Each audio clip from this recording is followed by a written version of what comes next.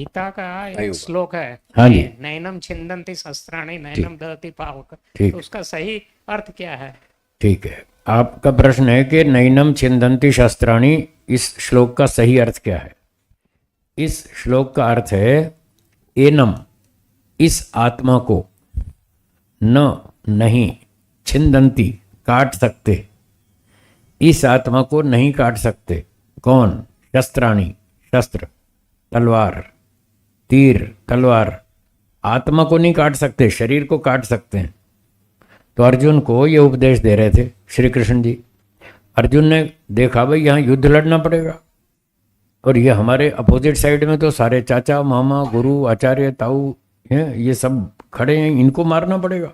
ओहो, इतने बड़े बुजुर्गों को, विद्वानों को, गुरुजनों को मारूंगा तो मैं तो नरक में जाऊंगा, ये तो पाप है ना पापा, मैं नहीं लड़ता। तो ऐसा सोचकर देखकर उसने लड़ाई का निश्चय छोड़ दिया, मैं नहीं लड़ता। तो श्री कृष्ण जी ने देखा भाई ये हमारा लीडर है, सेनापति, और यही ठंडा पड़ गया तो फिर युद्ध का तो क्या होगा, सब बिगड़ जाएगा। तो इसको तो युद्ध के लिए तैयार करना चाहिए।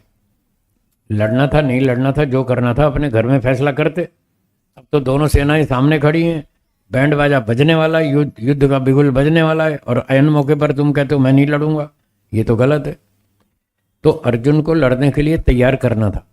इस पर्पज से जब अर्जुन को ये भ्रांति हो गई कि मैं चाचा मामा गुरु आचार्य को मार दूंगा तो मुझे पाप लगेगा, उसकी भ्रांति दूर करने के लिए कहा कि आत्मा तो मरता ही नहीं। इस तरह से आत्मा का प्रसंग बीच में आ गया, वरना वहां थी तो लड़ाई का प्रसंग था, युद्ध का प्रसंग था, वहां कोई मोक्ष का प्रसंग थोड़ी था, ना कोई समाधि लगानी थी, ना मोक्ष में जाना था, वहां तो युद्ध लड़ना था।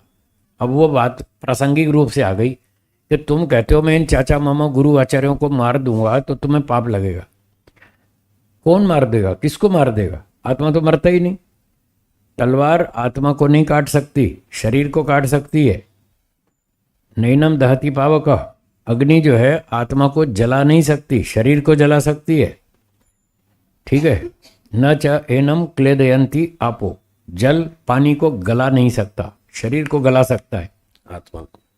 न शोषयति मारुतः, हवा जो है वायु को सुखा सकती है, शरीर आत्मा को नहीं सुखा सकती।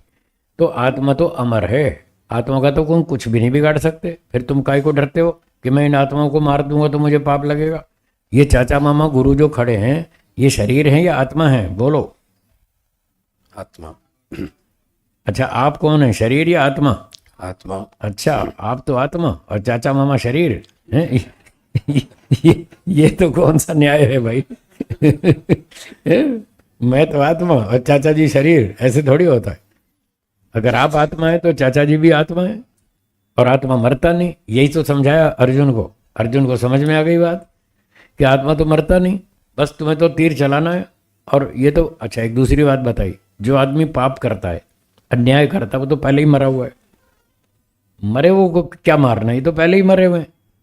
तुमको सिर्फ तीर चला के नाम कमाना है। अर्जुन ने तीर चलाया और वो जीत गया, बस तुम्हें तो खाली नाम कमाना है। मरे वो तो पहले ही है। जो अधर्म के पक्ष में चलता है वो जिंदा है कि मरा हुआ है? तो ये तो मरे हुए हैं, सब अन्याय पर खड़े।